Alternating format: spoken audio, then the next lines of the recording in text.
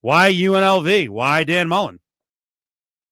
I mean, I think, first of all, two completely different questions, but both the same answer, right? There's a lot of excitement around both. Obviously, the previous staff, what they did here the past 2 years has been unbelievable. And then, Coach Mullen, one of the top offensive coaches, one of the, 100 wins in the SEC, one of the unbelievable coaches in college football, decided to jump back into it at this place. And I think that all of us have kind of seen the vision.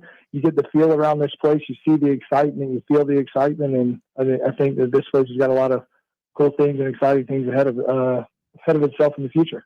Corey, when you talk about what the previous staff did, if you go back to two staffs, when Tony Sanchez was here, now the coach of New Mexico State, he brought the money in to get the facility, right? And then you have Marcus Arroyo come in and do what he could do. As the program progressed from afar, right, at Ohio State, at Tulsa, you're paying attention to obviously bigger schools, but what did you see from afar that would have made this attractive had Barry Odom not did what he did?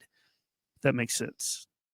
Yeah, no, it absolutely does. I think the one thing that you said, talk about Coach Sanchez and the facilities. I mean, when you walk into this place, there's not a nicer place than college football. I mean, the Fertitta Center is first class, everything. It has everything that you need here, right? So just talking about the facilities, like you said, and then really just the city of Las Vegas. I mean, it's become the sports mecca of just all sports, right? Everybody is trying to find a way to get in and get a piece of Las Vegas, from, crazy UFC fight this weekend to Super Bowls, to all kinds of things that are going on here. So, UNLV is going to, jump on the excitement, jump on the sports boom here in Vegas. And it's one of those things that, the city is getting behind it, and I'm sure it has been as well, but there's definitely a lot of excitement at this place, and you definitely felt it wherever you were. Corey Dennis, OC with UNLV, is with Cofield and Company. You mentioned the vision. What is the vision for the offense? Well, I think part of it right now is we're going to jump into the spring ball. We're going to see what the guys can do. We're going to have a great quarterback battle, a lot of new faces here.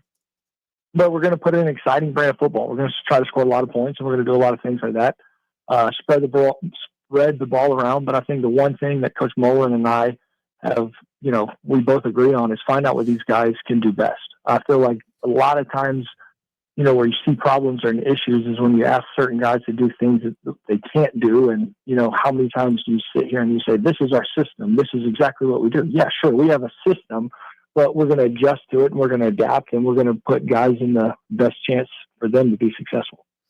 Quarterback traits. What are you guys looking for? What are the traits?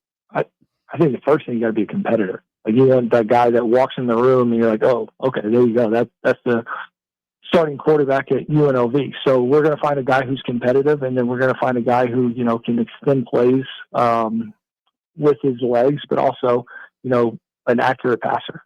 One thing that the kind of the vision of the quarterback is you never want necessarily a running back who can throw. You obviously look for a guy, a quarterback that can move and extend plays when he has to. Speaking of UNLV football OC, Corey Dennis. Corey, you always hear a question to assistants, what did you learn from this coach or that coach? I like to ask what they learned from their players. You were affiliated with one of the most exciting, one of my favorite young quarterbacks to C.J. Stroud. What did you learn from him? I think when you coach a guy like a C.J. Stroud, one of these high caliber quarterbacks, it just makes you have to be on your A game every day, right? You have to walk in and you have to be prepared like you're coaching one of the best quarterbacks in the country, because if you don't, they see right through you. They know exactly what you're doing. So I think for him, going with him every day, just being able to dot your I's, cross your T's, get ready to go. And then, ultimately for him, going back to the word competitive, you won't meet a more competitive guy than CJ. And so I've been around a lot of those different quarterbacks where CJ Stroud and Justin Fields couldn't have been two more completely, different styles of quarterback play. But the one thing that they both had in common is they both were uber competitive. Corey Dennis is with us, the OC and quarterback coach for UNLV football. Both Calandria and Orgy, they're here. They're already in Vegas. Are they in school? Yeah, they're here. We had our first little OTA the other day, but they're here. They're grinding. It'll be fun. We're excited for the spring. We're excited to get after it. They're diving into the playbooks. We're getting after it. So we're excited, like you said, to get started up here shortly in spring ball. So Calandria, Virginia transfer, around 6 foot, 6'1", probably 190. Talk about some of his traits and what the next step is for him. Yeah, no, he's a guy that's, he's played some football. He was a starter at Virginia last year. He's, like I said earlier, can extend a little bit with his legs. He can move around, quick release, quick twitch.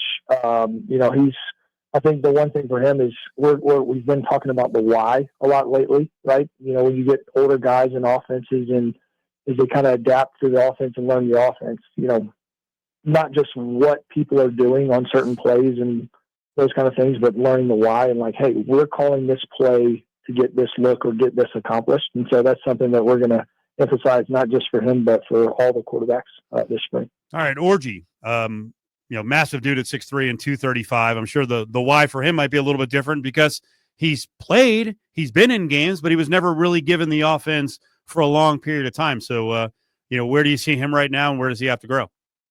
No, just like you said, I think he's like 245 right now. Oh, Alex is okay. wow. Yeah, he's a big kid, but he is crazy athletic, does a lot of things. But I just think going for him, we're going to find things that Alex does best. We're not going to ask him to come in here and do certain things that necessarily. We're going to maximize his traits, and I think that's going to be really exciting for us this spring.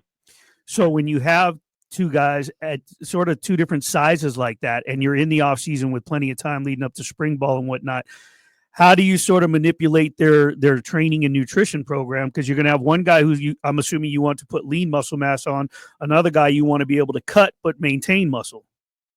Yeah, our strength program, they're awesome. Our nutritionists are awesome. Going back to the Fertitta facility, we have everything here. Full-time nutritionists, full-time dining hall, all these kind of things for the guys.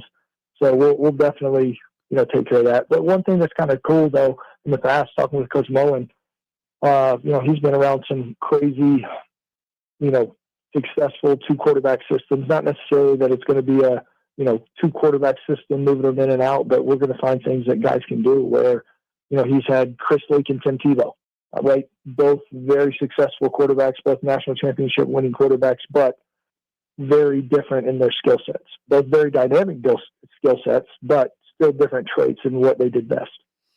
I'm curious to hear your take in this era where kids do bounce around a lot. And it's not like Calandria and Orgy are, at their four stop. You have guys who are at the four stop. So those kids are pretty comfortable moving around. I wonder how important it is when you get to a new school, a new city, in that quarterback room to have a guy like Cam Friel around who's been here forever and has been through a bunch of different coaching regimes as well.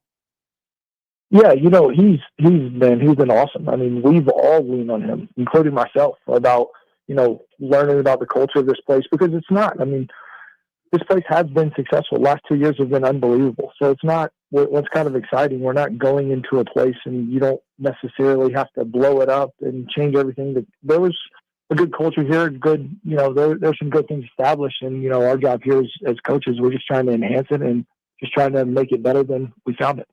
UNLVtickets.com. You can get your tickets now, and they're certainly trying over at UNLV to try to get a massive crowd for the home opener against UCLA, trying to push past 50,000 at Allegiant. Corey Dennis is one of the new coaches on the staff. We got about a minute and a half left here with the OC and the quarterback coach, Corey Dennis.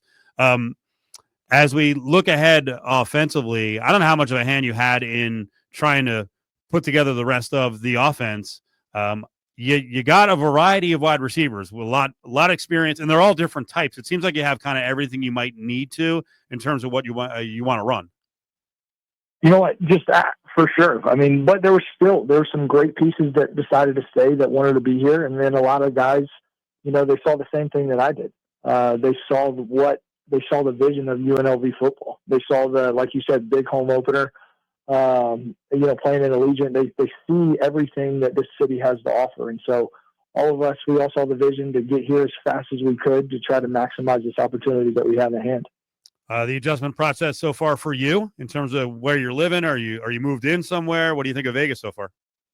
No, I love it. We're all the way moved in. I got 3 kids. They're already in school. The wife's settled. So we got here as fast as we could. So she definitely was not hanging around at the old stop. So she got here fast, and we loved it. I mean, the cool thing about Vegas, you can make it as big or as small as you want to. So there's a lot of stuff to do here, that's for sure. Are we going to see? I don't know what you guys call him, but are we going to see Grampy Urban around much? I'm sure he'll be around. He'll come check it out a game or two. If not, I think we're the Henderson Cowboys, so he'll definitely come watch those guys. The young guys, check it out, watch them play some football. There you go. Well, congrats on the gig. Cool that you're here. It's cool that the staff is here. People are really fired up about UNLV football. So thank you for the time. We'll see you soon. Okay. Awesome. Thank you, guys. There he is, Corey Dennis, just 32 years old, young offensive coordinator, just like the coordinators were with Odom, right? Marion at the time was 35. Mike Shear, who's making over $1 million a year now at Purdue, was only 32 when he came on board.